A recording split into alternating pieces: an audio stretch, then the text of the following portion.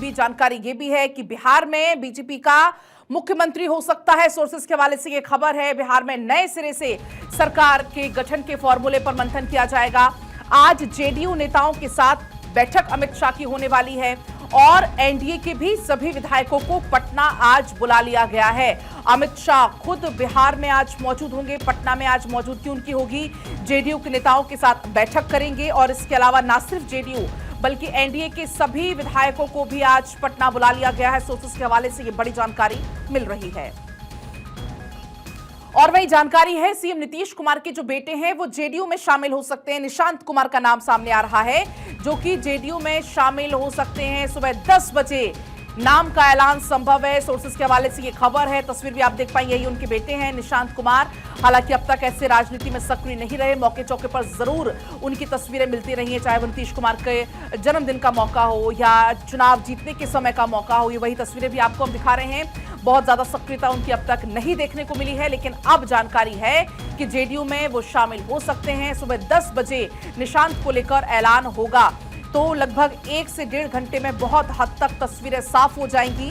फिलहाल ये कुछ तस्वीरें भी आपको हम दिखा रहे हैं और साथ ही आपको बता भी रहे हैं कि 2001 से 2004 के बीच रेल मंत्री के तौर पर कुछ महत्वपूर्ण फैसले भी लिए गए उनके द्वारा। अब तक क्योंकि एक बहुत लंबा समय रहा, अब तक 10 बार क्योंकि बिहार के मुख्यमंत्री के तौर पर उन्होंने कुर्सी संभाली और अब जानकारी है कि बहुत बड़ा एक बदलाव। सौरभ दुबे जी इस वक्त मेरे साथ जुड़ चुके हैं, राजनीतिक विश्लेषक हैं, और संजीव कौशिक जी भी मेरे साथ जुड़ चुके हैं। सर, स्वागत आपका भारत 24 पर। लेकिन सौरभ जी, पहले आपके पास आते हुए एक तरीके से बहुत बड़ा बदलाव अगर हम बिहार की राजनीति में इसको देखें तो आपको क्या लग रहा है कि क्या कुछ अब होता हुआ आपको नजर आ रहा है? बिहार की राजनीति कैसे कुछ करवट लेने वाली है? देखिए, बिल्कुल पलक जी, चूंकि आज जो है वो अंतिम दिन है राज्यसभा जो नामांकन होना है, और भारतीय जनता पार्टी की तरफ से जो राष्ट्रीय अध्यक्ष हैं वर्तमान में, वो भी आज नामांकन करेंगे। और साथ ही साथ जो बहुत ही प्रमुखता से समाचार चैनलों पे भी बताया जा रहा है और सूत्र भी बता रहे हैं कि हो सकता है कि नीतीश कुमार भी साथ में जो है वो राज्यसभा के लिए नामांकन आज करें। देखिए, अगर ऐसा कुछ होता है तो निश्चित तौर पर जो बिहार की सत्ता है उसमें एक बड़ा परिवर्तन होने जा रहा है मुख्यमंत्री पद को लेकर के। चूंकि लगातार जिस प्रकार से हमने देखा है कि 20 वर्षों तक, बीच में 1-1.5 साल के लिए वो दूसरी पार्टी के साथ थे, लेकिन 20 वर्षों तक भारतीय जनता पार्टी के साथ वो गठबंधन में रहते हुए मुख्यमंत्री का पद का संभाले और बिहार के सबसे लोकप्रिय मुख्यमंत्री के रूप में, बिहार की जनता के सबसे लोकप्रिय चेहरा के रूप में नीतीश कुमार जी को जाना जाता है। और अगर ऐसी कोई परिस्थिति बन रही है कि आज वो राज्यसभा का नामांकन कर रहे हैं, तो इस स्थिति में जो बिहार की कमान है, जो बिहार का मुख्यमंत्री का पद है, वो निश्चित तौर पर मुझे लगता है कि भारतीय जनता पार्टी, जदयू और जितने भी गठबंधन के साथी हैं वो बैठ करके तय करके एक ऐसा नाम निश्चित तौर पर आएगा जो आगे बिहार की राजनीति को विकास के रास्ते, विकास के पैमाने पर लेकर के जाएगा। हालांकि जिस प्रकार से नीतीश कुमार जी के पुत्र का नाम जो है निशांत जी का अब बहुत तेजी से आ रहा है कि वो जदयू में आज शामिल हो सकते हैं, और जदयू में शामिल होने के बाद उप मुख्यमंत्री पद को लेकर के भी जो कयास अब हालांकि सौरभ जी 10 बजे तक का इंतजार करना होगा। बहुत हद तक तस्वीरें चूंकि साफ हो जाएंगी 1 से 1.5 और 2 घंटे में। संजीव जी, आपके पास आते हुए कैसे आप आज इस तस्वीर को देख रहे हैं? आज मौजूदगी अमित शाह की भी पटना में रहने वाली है, तो क्या मान लिया जाए पावर ट्रांसफर आज हो जाएगा पटना में? क्या आपको लगता है? ये इतना आसान नहीं है। नीतीश कुमार राजनीति के पुराने और मजे हुए खिलाड़ी है। वो जानते हैं कि यदि वो राज्यसभा जा रहे हैं तो उसके बाद में क्या स्थिति होगी। सच बात यह है कि नीतीश कुमार बिहार की राजनीति की वो धुरी है जिसको बहुत आसानी से कोई दरकिनार नहीं कर सकता। वो जानते हैं कि राज्यसभा यदि वो चले जाएंगे तो निश्चित तौर पे बिहार की सत्ता हाथ से जाएगी। हालांकि भारतीय जनता पार्टी ने पटकथा इसकी पहले ही लिख दी थी, लेकिन इतना आसान नहीं है। नीतीश कुमार के अंदर खेमे में भी, जदयू के खेमे में भी ये बात बहुत आसानी से एक्सेप्टेबल नहीं है कि नीतीश कुमार राज्यसभा चले जाए और हाथ से कमान निकाल करके दे दिया जाए भारतीय जनता पार्टी को।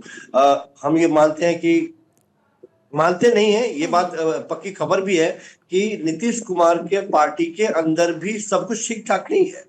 वो नहीं चाहते हैं कि नीतीश कुमार राज्यसभा जाए, और यदि वो जाते हैं तो पार्टी के अंदर ही दो फाड़ होने की संभावनाएं दिखाई दे रही है। तो सर, अगर नीतीश कुमार जाते भी हैं तो आपको क्या लगता है जेडीयू के अंदर भी कहीं ना कहीं दो फाड़ होने की संभावना है, या क्या आपको लगता है किस तरीके से जेडीयू एकजुट रह पाएगी?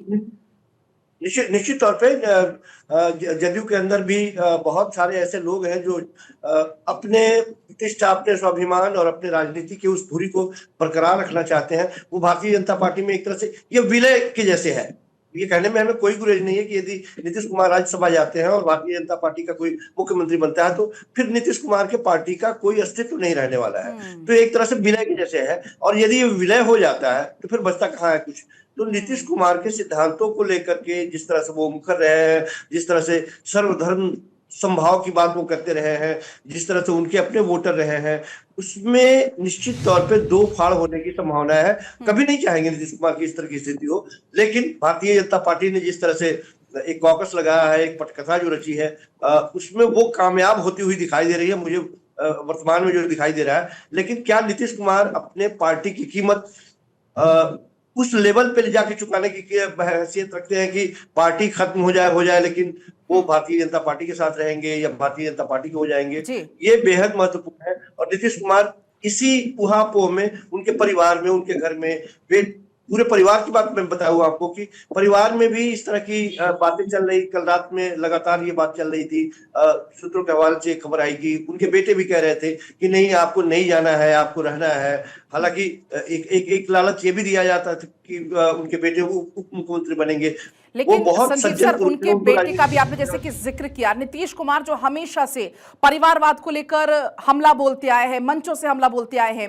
सौरभ जी, आपसे जानते हुए, क्योंकि अभी अलग अलग संभावनाएं, अलग अलग अटकलें लगाई जा रही हैं, आखिर किसको बिहार की कुर्सी मिलने वाली है। एक तरफ कहा जा रहा है कि बीजेपी से कोई चेहरा हो सकता है, इसमें कोई ओबीसी चेहरे का नाम बार बार जो कि सामने आ रहा है। इसके अलावा उनके बेटे को लेकर भी जिक्र हो रहा है। अगर बेटे को आगे करते हैं तो एक बार फिर उनके ऊपर दांव पलटता हुआ नहीं दिख जाएगा परिवारवाद का?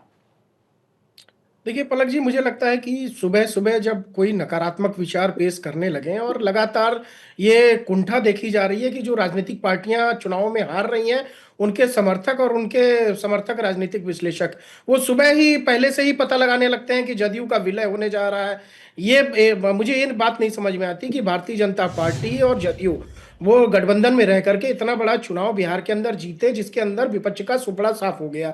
उसके बावजूद उसके भारतीय जनता पार्टी ज्यादातर सीटों पे आई, लेकिन बावजूद उसके नीतीश कुमार जी को मुख्यमंत्री बनाने का काम प्रधानमंत्री नरेंद्र मोदी और अमित शाह जी ने बिहार के अंदर उनको किया। और वो निश्चित तौर पर भारतीय जनता पार्टी के नेतृत्व करने वाले भी नीतीश कुमार जी का चेहरा था। तो अब जो इतनी बड़ी बात यहाँ पर दिख रही है कि नीतीश कुमार जी मुख्यमंत्री के रूप में लगातार भारतीय जनता पार्टी के साथ काम कर रहे हैं, उसमें जदयू का विलय कहाँ से हो गया?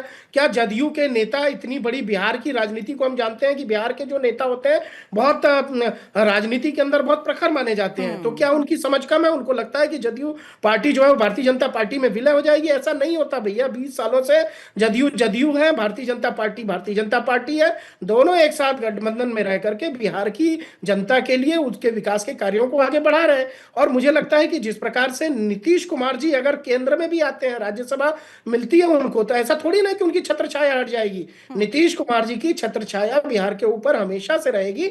हाँ, निश्चित तौर पर यह निर्णय उनका है, कोई बीजेपी ने उनको फंसा नहीं रही है। जो अभी मैं सुन रहा था, जिस प्रकार से आपके यहाँ पर एक विश्लेषक साहब बता रहे थे कि नीतीश कुमार जी भटक गए हैं, नीतीश कुमार जी का स्वयं का अपना विवेक है, अपना निर्णय है। राज्यसभा नामांकन के लिए वो अपने हाथ से उस पर साइन करेंगे, जबरदस्ती नहीं कराया जा रहा उनसे। तो मुझे लगता है कि नीतीश कुमार जी, आपको क्या लगता है?